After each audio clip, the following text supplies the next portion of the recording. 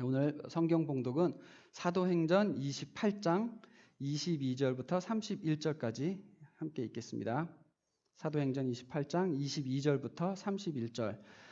오늘 내용은 바울이 로마에 도착한 후에 이제 2년을 그곳에서 어떻게 보내고, 그다음에 바울이 하나님의 나라를 전파하면서 담대하게 하나님의 복음을 전하면서 그것에 머물렀다라는 이런 내용으로 사도행전 제일 끝부분까지 이어지는 그 내용입니다.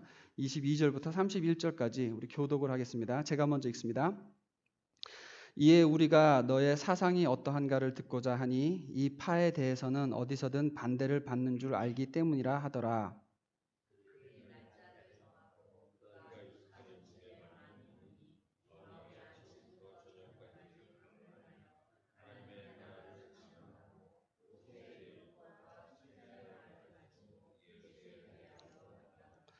그 말을 믿는 사람도 있고 믿지 아니하는 사람도 있어.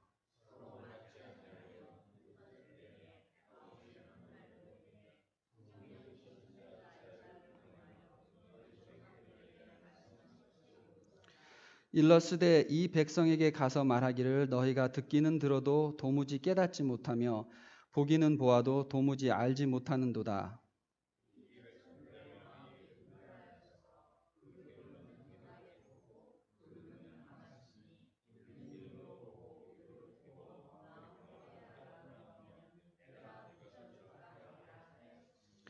그런즉 하나님의 이 구원이 이방인에게로 보내어진 줄 알라. 그들은 그것을 들으리라 하더라.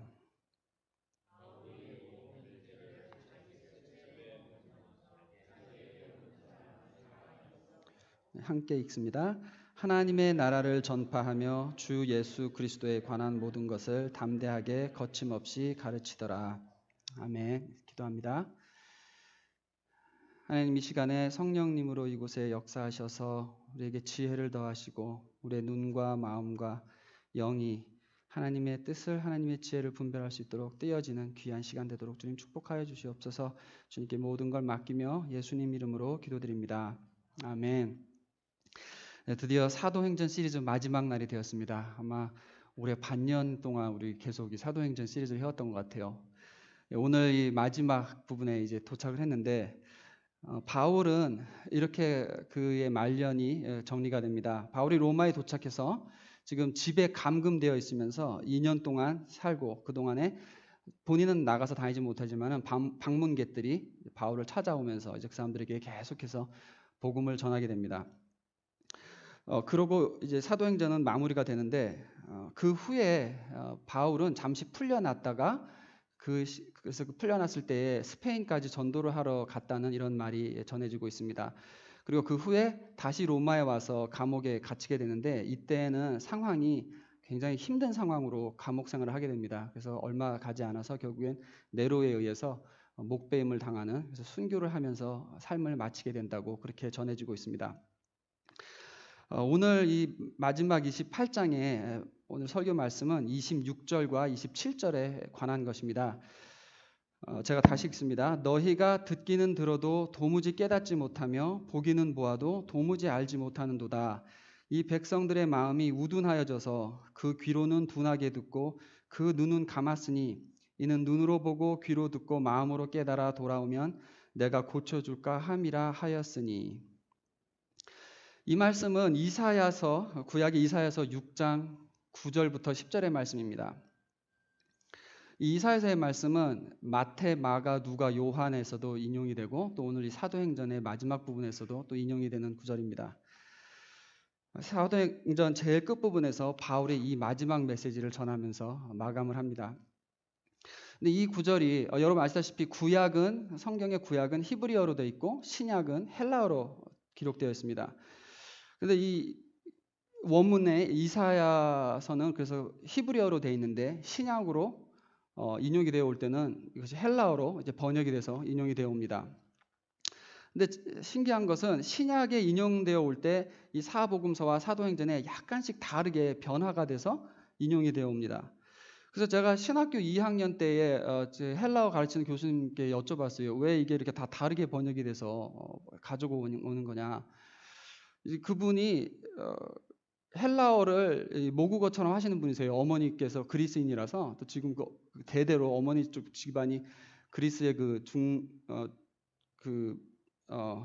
뭐라 그러죠? 메디테레니 갑자기 생각이 안 나는데 지중해 섬에 살고 계시는 분이라 그럽니다. 그래서 어머니는 거기서 살고 계시는데 그 또 섬에 옛날에 사도 바울이 그 전도여행을 갔던 그 섬 중에 하나래요. 그래서 지금까지도 가면은 바울에 대한 이런 기념하는 행사들도 있고 그런 곳입니다.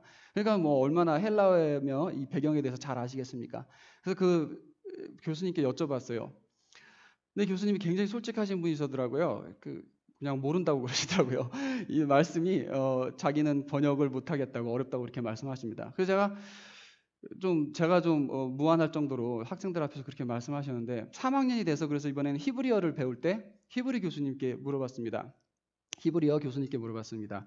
그럼 이사야서에서는 원문에서는 이걸 어떻게 설명하는 것이냐, 원래 뜻이 무엇이냐 그렇게 물어봤더니 이 교수님도 한 30분 동안 길게 이렇게 저렇게 설명을 하시더니 결론은 자기도 잘 모르겠다고 이렇게 말씀하시는 거예요. 그래서 저는 뭐 내가 잘못된 건가, 내가 이상한 사람인가, 아니면 뭐 내가 질문을 밉게 했나, 왜 일부러 대답을 안 해주시려고 그러시나, 그래서 되게 별 생각을 다 했었습니다.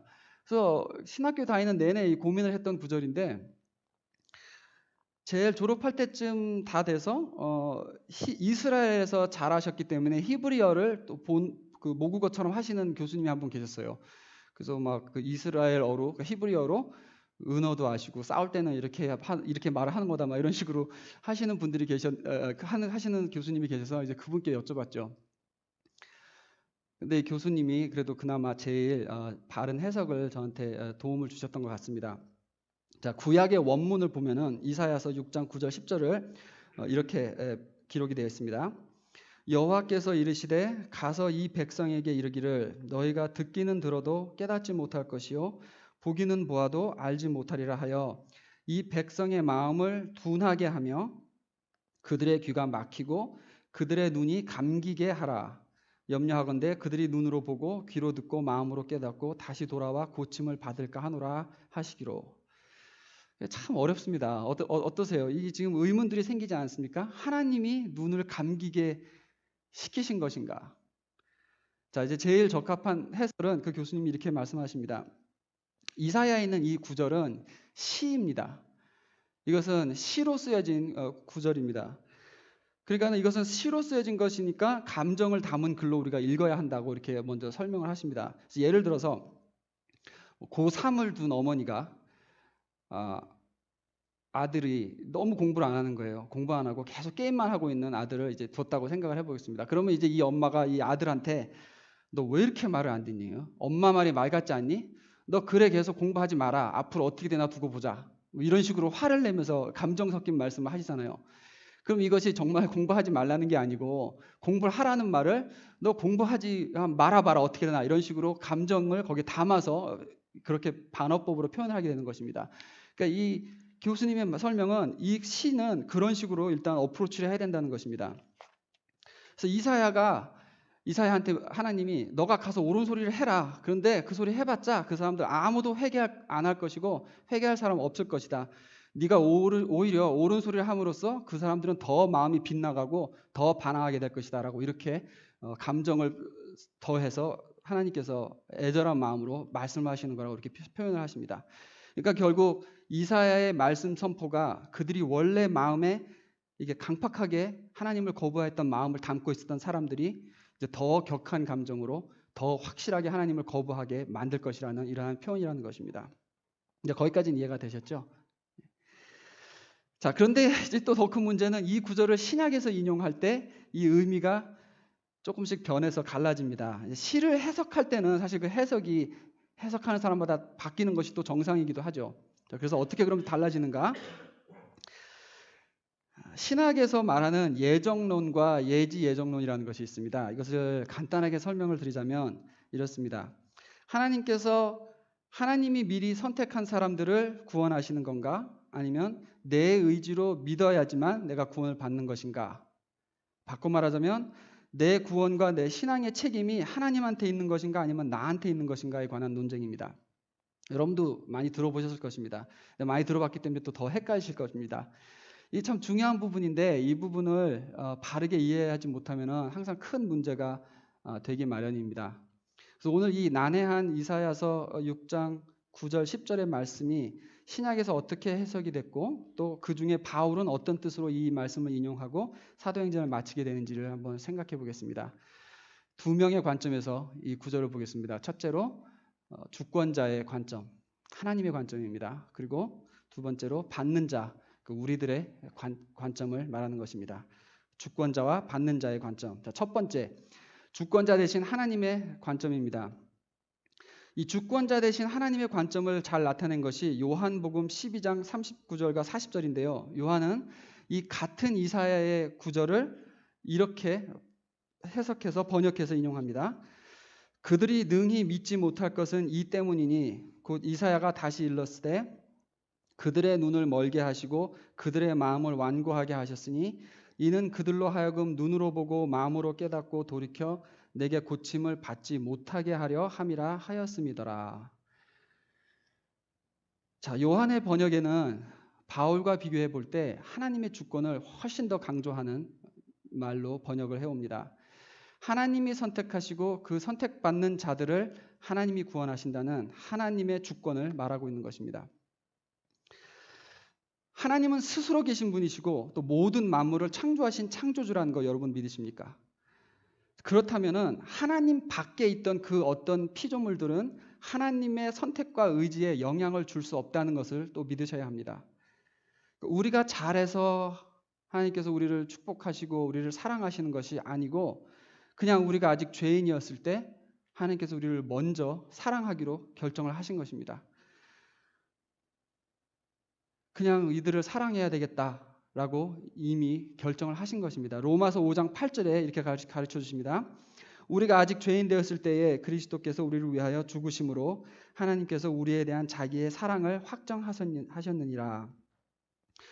그러고 난 다음에 하나님께서는 누구를 구원하겠는가는 하나님께서 선택을 하셨다는 것입니다. 왜 선택받은 자들이 선택을 받았는지 우리는 알 수가 없습니다.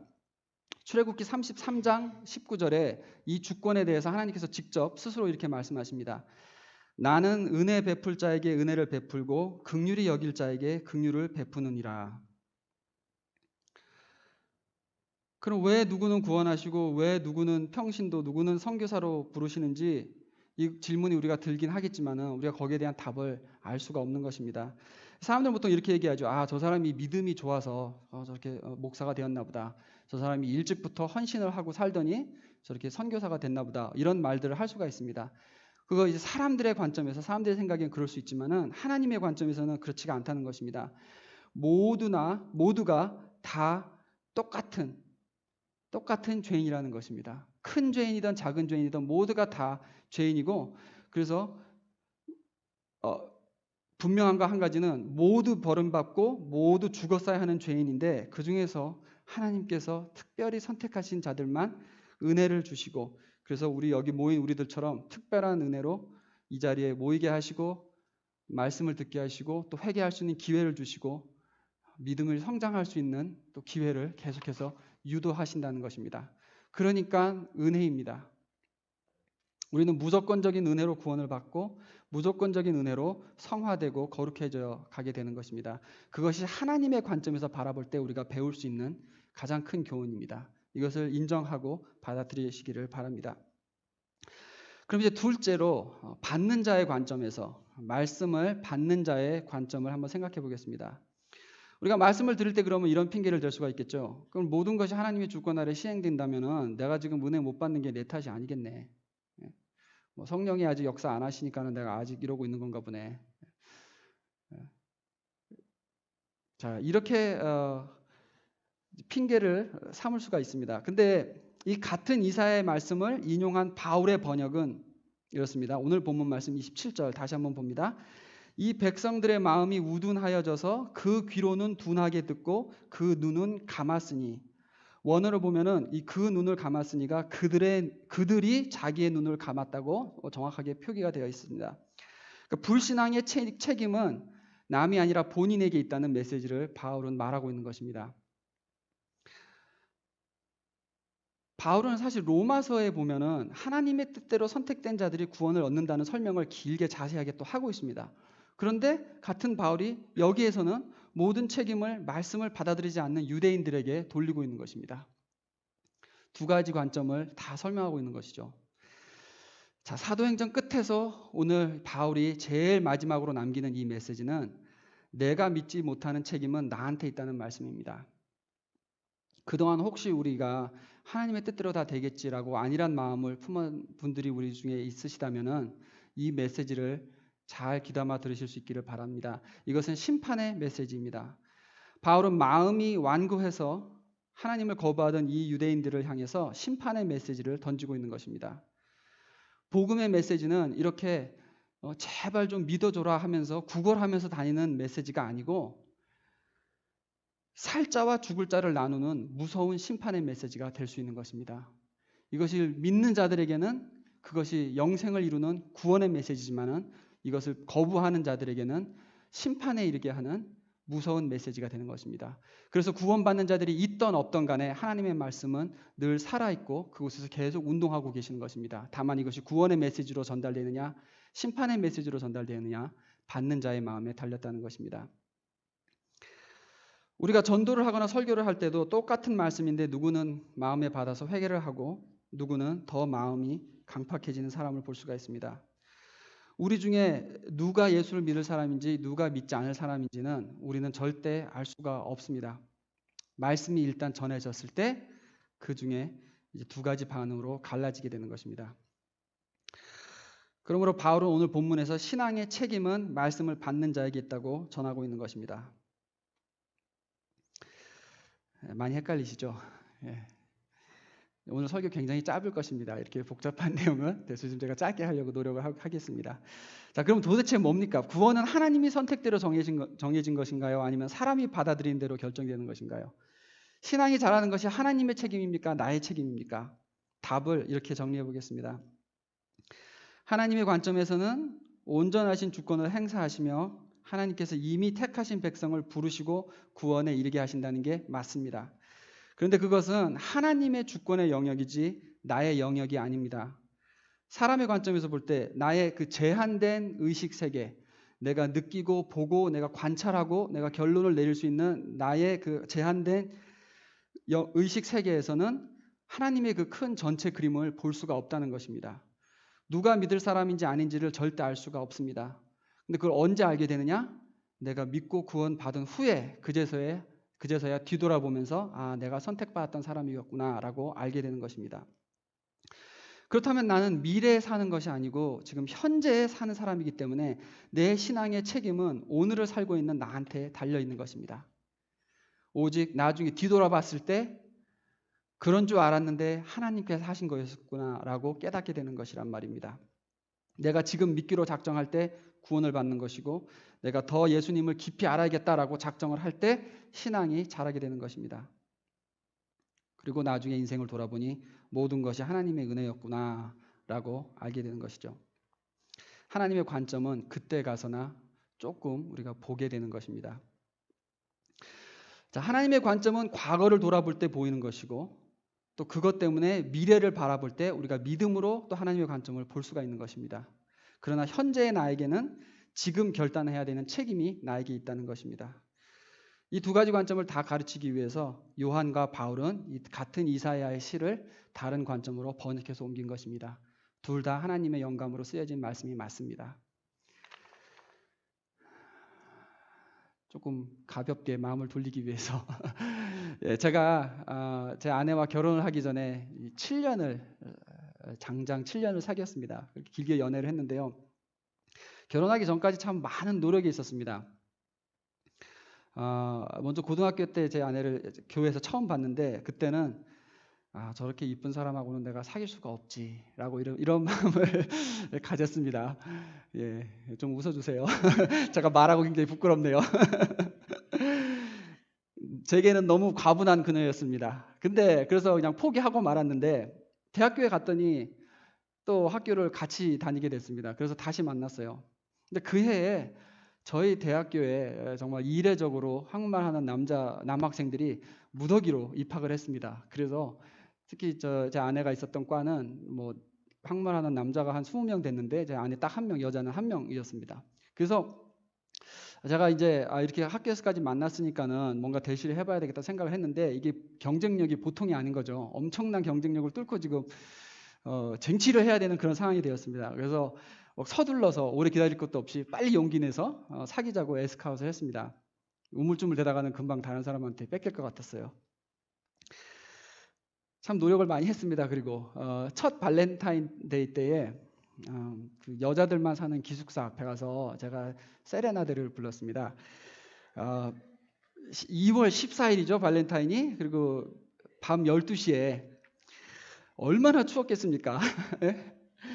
저는 이제 밖에서 그 기타를 치고 노래를 부르는데 얼마나 추웠는지 막 기타 조율은 다 틀어지고 있고 저 손가락은 막 끊어지는 것 같이 춥고, 또 방이 3층이라서 높으니까는 또 큰 소리로 부르려고 막 애를 쓰다가 막 다 틀리고. 근데 기숙사 바깥에서 누가 그러고 있으니까 이게 여자 기숙사니까는 혹시 누가 이런 소리가 나한테 부르는 건가 싶어서 여기저기 방에 불이 들어오기 시작하는 거예요.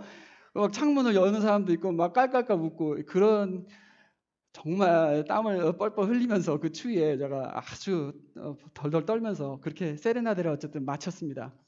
뭐 다들 막 꽃다발들을 막 증정하고 발렌타인 때 그러는데 저는 이제 돈이 없으면 몸으로라도 떼어야 되겠다 막 이런 자세로 어쨌든 열심히 한 거죠.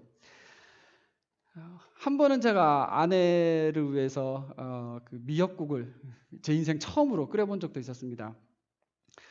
저는 그 마른 미역이 물에 끓이면 그렇게 부피가 많이 불어나는지 그때 처음 알았습니다. 이게 냄비 밖으로 나오더라고요. 그래서 그리고 뭐 들으신 분도 있겠지만 한 번은 뭐 14시간 동안 제가 한 곳에서 이 사람을 기다린 적도 있었습니다. 참 지금 생각해봐도 정말 많은 열심으로 노력을 했던 것 같습니다.